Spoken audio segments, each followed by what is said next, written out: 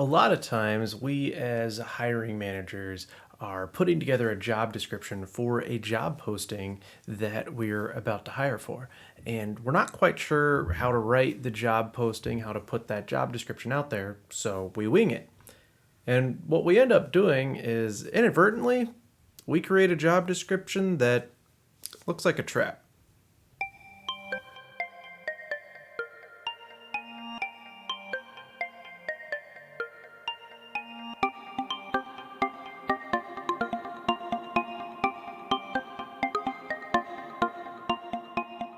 I have been managing positions in the technical industry and service desk, help desk industry for many years. Many times when we're putting together a job description for a technical position or any position in the technical field, regardless of how technical that position actually is, we have some trouble communicating the nuances that we're actually asking for. It's important to understand that typically a job description is written by a recruiter. A job posting is a marketing document that is designed to bring in candidates for this position. The people writing job descriptions might not have had anything to do with the actual job. It's probably not a person who has held the job that's writing the job description, and sometimes it might not even be the hiring manager or the person managing the position. Often it's an HR person who is writing the position based off of what the hiring manager has provided to them. I've watched it happen many times in organizations where the HR recruiter has gone to the hiring manager, hey, can you give me requirements this person needs for this job that we are about to post? And then the hiring manager provides a list of around 75 technical requirements, pieces of software, programs, coding languages, etc., that they see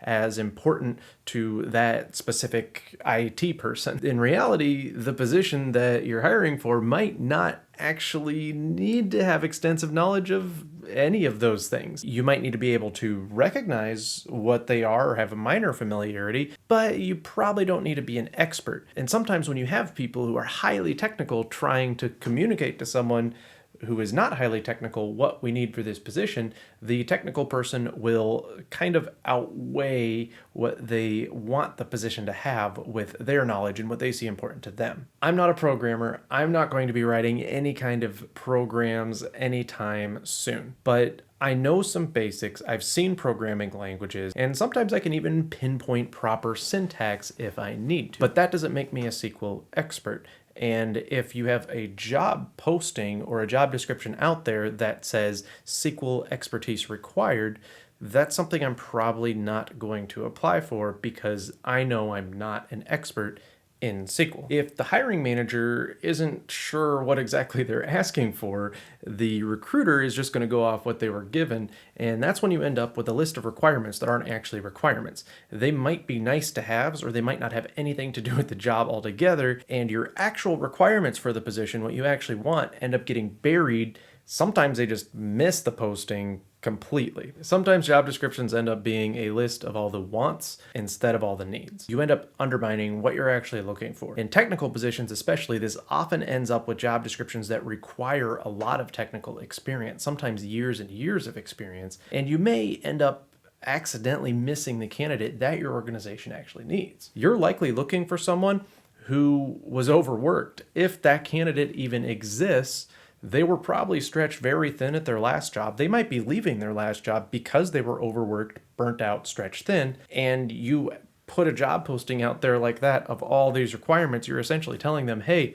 we want to hire you so we can overwork you, burn you out, stretch you thin again, so you can leave us and go find another job. You don't want to burn someone out by providing a list of requirements that's so extensive that you're going to scare people before they even hit the apply button and get into the interview. If your organization has a SQL server and you already have a bunch of SQL experts, SQL Server administrators, it might be good to have someone with experience. But if you're hiring for someone to manage these people, that manager doesn't have to know what those people know. They need to be able to manage those people and communicate technical language and requirements between the technical server administrators and the technical SQL experts to other functional areas within the organization. So that person needs to have a basic understanding of it. But that person does not have to be an expert. I know that most of my employees know what they're doing, and they're going to dig in and they're going to become experts at what they're doing because they're doing it every single day. People who work in Photoshop every single day as designers will become experts in Photoshop because they are doing it every single day. I work in Photoshop at least once a week. I don't consider myself to be a Photoshop expert. I never touch InDesign, but if I had to learn InDesign, I could do it because I've had exposure to InDesign. I have never used Final Cut Pro to edit videos, but I've used many other video editing software, so I know I could figure out Final Cut Pro. I could probably manage someone who are using these programs because I'm familiar enough with the programs or the type of the programs that I know at least what they are doing and I know what is possible. They may blow me away and do things that, hey, I didn't know that was possible. You did amazing. That's a good thing. That's when you have employees who can do more than what you expect, that's a really good feeling for both your employees and for you as a manager. Now, I don't want you to misunderstand me. There's nothing wrong with providing a list of everything that you want in a job description. You just need to be careful to not list them as a need if they aren't actually a requirement of the job. And you need to know what you're looking for before you enter into the interviews. Hopefully, you've asked these questions before you start interviewing, and everyone involved in the interview process understands if you put out a job description with all these things, that's the ideal of who you're looking for. You don't necessarily want to write someone off because they don't meet all the check boxes on your requirements list. If you're not willing to look past a single requirement, and if you're not willing to accept that a candidate might be able to learn something, you're kind of failing in your interview process and you've failed before you've even started. It's important to ask if they're familiar with the type of system, not necessarily the specific. Maybe they'll be able to understand and grow and learn that just by being able to touch it a little more. It might not be that they never wanted to learn it. It might not be that they're bad at it.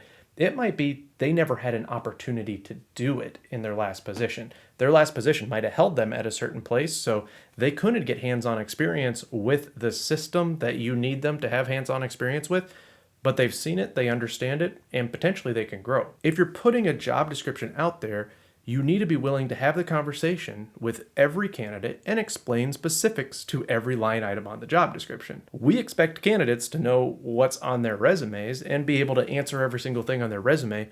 So why would the candidate not expect us to be able to answer every single thing on our job description? Let me give you an example of some of the job descriptions I've seen. Something like we're looking for an IT manager. Requirements are 5 to 7 years of proven leadership, providing strategic leadership, mentorship to a growing support team, onboarding, recruiting, must be an expert in Exchange administration, must be an expert in SQL Server administration, expert with multiple programming languages, network administration, must be an expert in budget and planning, have forecasting experience, must be able to work with accounting, excellent communication skill and ability to work with upper management, as well as support end users to achieve company and client goals. I have no idea what this position is actually going to do. Someone who's going to be on the ground doing the nitty-gritty, working with the end users, because you said that they must be able to do that. You're looking for someone with excellent communication and leadership experience, but you're also looking for a programming expert. So is this position going to be doing programming? Or is this position going to be doing leadership? What's more important to you? What's the most important requirement of the job? What are you looking for in this sort of job? Are you looking for thought leadership? Are you looking for project management? Are you looking for a programming server administration? Are you looking for support management? What is the most important aspect of the position? Will you accept a technical expert who is awkward and has difficulty with presentations, who isn't very good at managing people but is good at training them on technical things? Will you accept an adept communicator who's excellent at growing a team and team management and communication and is great at presentations but isn't a hands-on expert in network administration? When I look at job descriptions like this, I look at it and I say, this is a trap. They're requiring everything. It looks to me like they don't necessarily know what they need, or they had someone in that position before who burnt out because they were doing the job of 3 or 4 different people.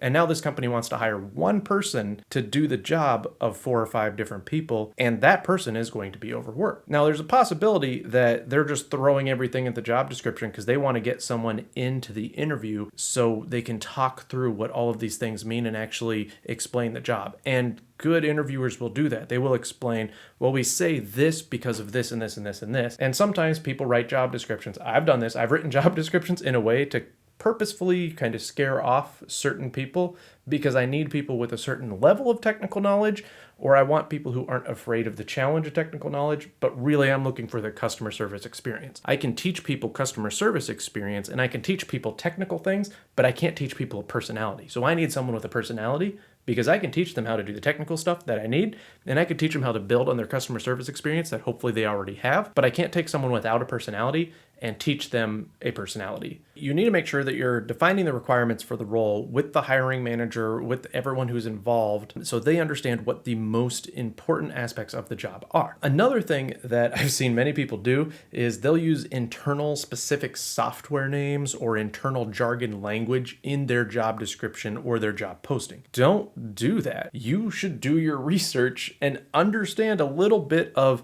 the industry jargon and the jargon you're putting in to the job description before you put it out there. You would expect your candidates to do research on your company, so your candidate should expect you to have done research and understand the things you are putting into your job description for your job posting. I understand it can be difficult for a non-technical person to write a technical job description, and vice versa. It can be difficult for a technical person to write a non-technical job description, but you should probably know someone in the industry or someone at a similar company who's doing a similar thing. So if you have the ability to, reach out to them. If you're an HR recruiter and you're trying to write this job description and you know someone, reach out to them. If you have HR friends, this is why it's important to have networking and reach out and say, hey, can you look at this job description and just see if it makes sense? Because that person might look at it and say, okay, what does this mean? What does this mean? What does this mean? And if someone in your industry who you trust is asking you those questions, I can guarantee that your candidates are going to ask pretty much the exact same questions. I once had a job interview where the hiring manager asked, what experience do you have with ERP software? And I listed 4 or 5 ERP software that I had touched or seen or experienced. And the hiring manager had no idea what I was talking about. Said, no, ERP software. So I asked, what ERP software do you use? Hiring manager couldn't tell me. They just wanted an expert in ERP software. The hiring manager thought I wasn't talking about the right thing. A completely different idea in her head as to what she wanted, and she was using a term that was an industry standard for a type of software, but didn't necessarily understand what other kind of software were out there. They were looking for something very specific. I never figured out what they were actually looking for because they weren't able to explain it to me. In another interview, I remember asking about a line item on the job description because they said something must have experience with, and I believe the term was something like Oracle. And I know what Oracle is. I've seen it. I've seen the front end of it. I've seen the back end of it. I've used it in small aspects. I've used it as an employee and I've used it as a manager. So I know what Oracle is. And I said, oh, you're using Oracle. Yeah, I've had some experience with that. And they said, that's not possible. Oh, I'm sorry. What is Oracle that you're using? Well, that's an internal piece of software that we built and we just call it Oracle. It's only something that's in-house. No one else uses it outside of our company. There's a number of problems with this. First, you have an internal piece of software that you named Oracle, when Oracle is a very big piece of software that many people in any industries use for many, many different things. So why would you put that on the job description if it's not the thing that everyone else is talking about? Not only did you use a name that is a trademark name, but this is an internal piece of software that no one outside of your organization could possibly have experience with. So why are you putting it on your job description at all? Now it might say under the responsibilities, this person will be responsible for administering the Oracle software. Okay, I understand that. And I understand why you would put that on there.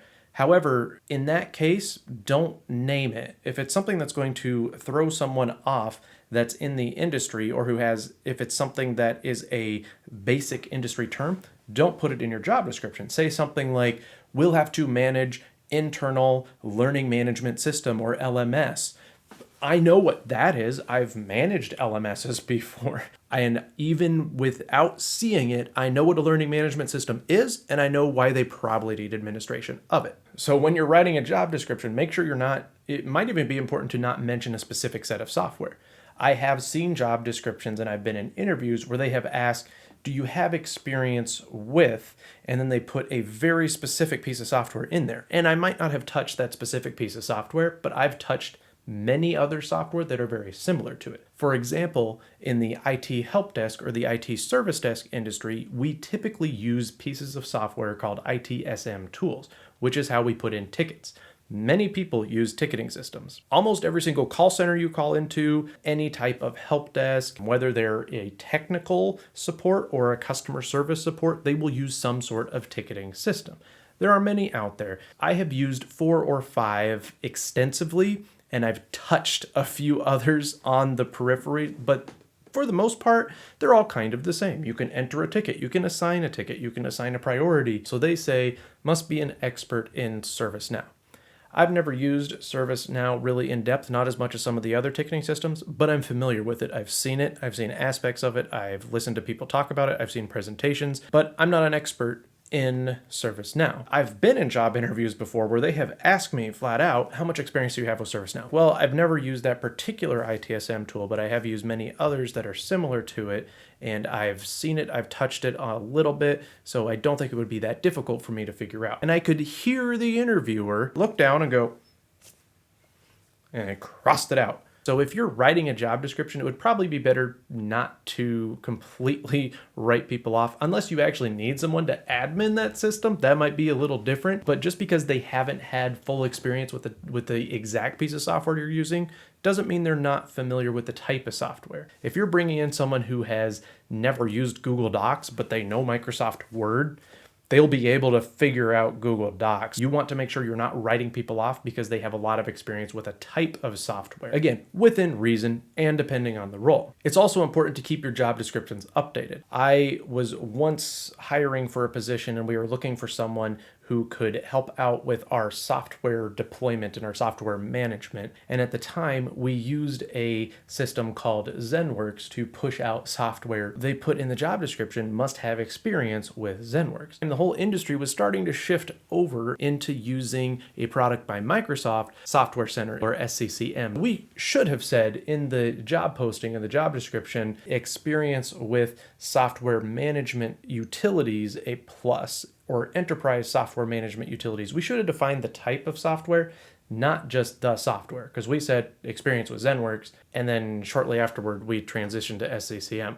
Now, if we would have said experience with SCCM a plus because we knew we were about to transition to SCCM, I could see putting that on that particular job description, but I've seen many, many times job descriptions that still have something like must have experience with Office 2013. You're still using Office 2013, or you put Office 2013 on your job description 7 or 8 or 9 years ago and you never changed it. So instead of saying experience with Microsoft Office or experience with Microsoft Office Administration or experience with Microsoft 365, which is really what you should be saying now, you said Office 2013. Do I have experience with Office 2013? Absolutely. When was the last time I used it? Probably 2014. So it's important to keep your job descriptions updated. Anytime I have been at a job and then left the job, that job looked very different after I left than when I started it.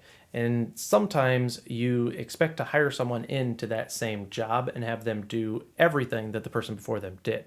There were many times that I was working a position and I saw a need, and so I filled that need. And it made sense for that position to do what that position was doing. And that never got added to the job description.